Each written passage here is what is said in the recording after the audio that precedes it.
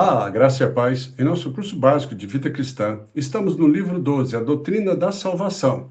Capítulo 8, a santificação. Amados, no tópico 4, liberto da carnalidade, foi tratado o seguinte assunto: o que é o crente carnal? E hoje, no tópico 5, liberto da estagnação.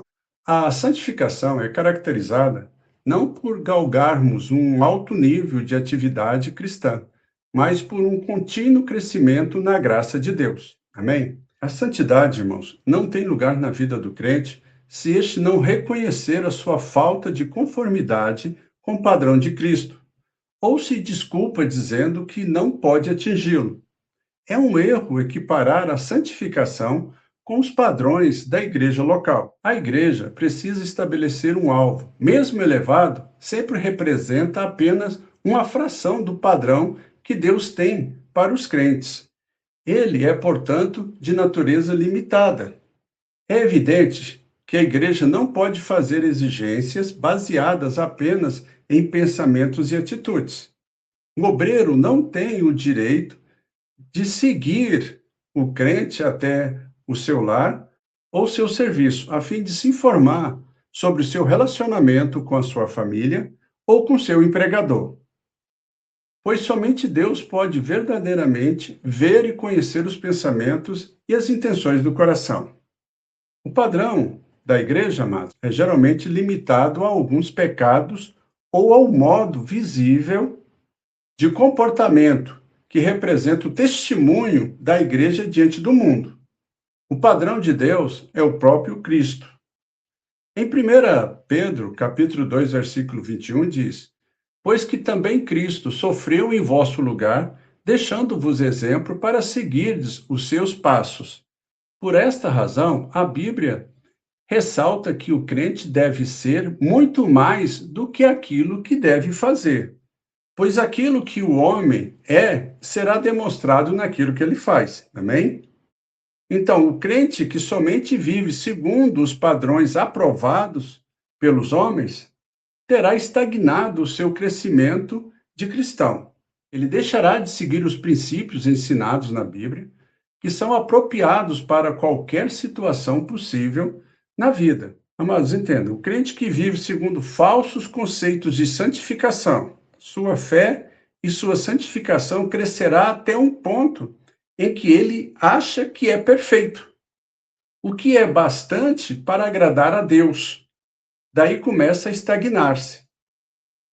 O crente alcançou um padrão da igreja, parou de crescer na fé e, portanto, parou de progredir na santificação.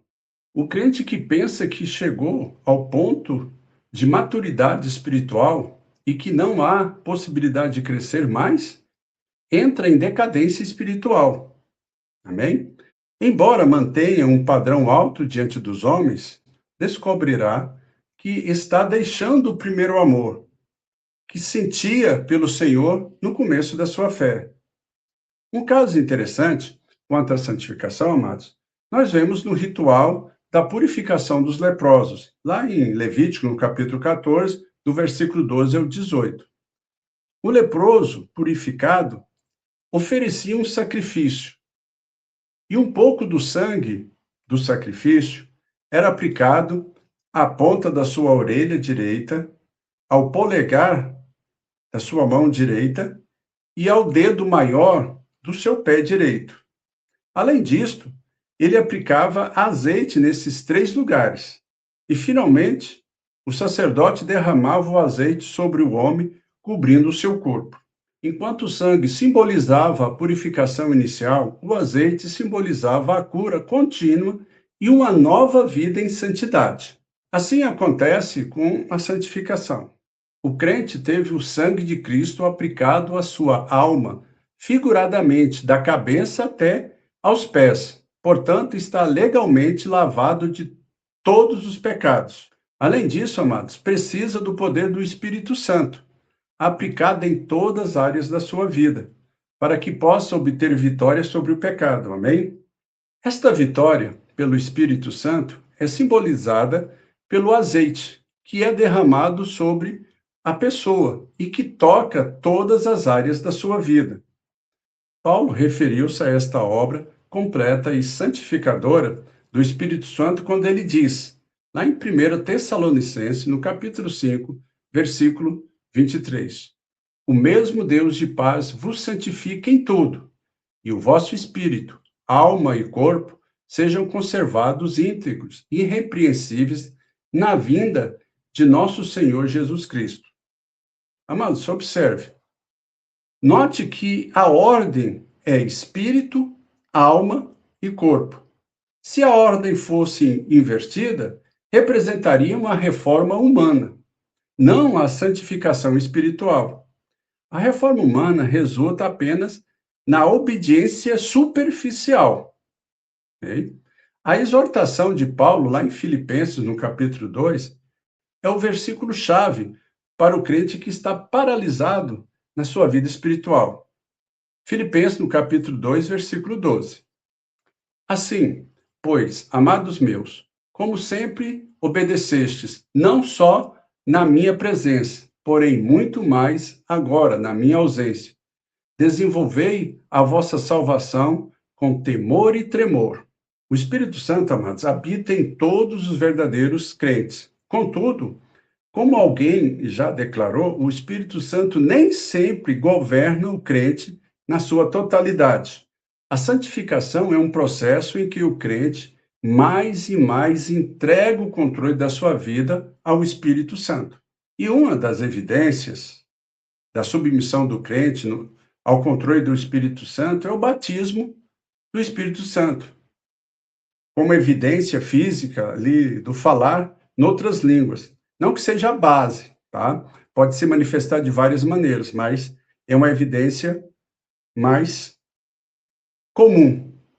Vejamos alguns esclarecimentos sobre este assunto. Primeiro, o batismo não é uma promoção para o crente ingressar numa elite espiritual. Pelo contrário, é um dom gratuito concedido a todos os que o buscarem. Segundo, esse batismo concede poder adicional na vida do crente para que este viva uma vida mais santa e piedosa.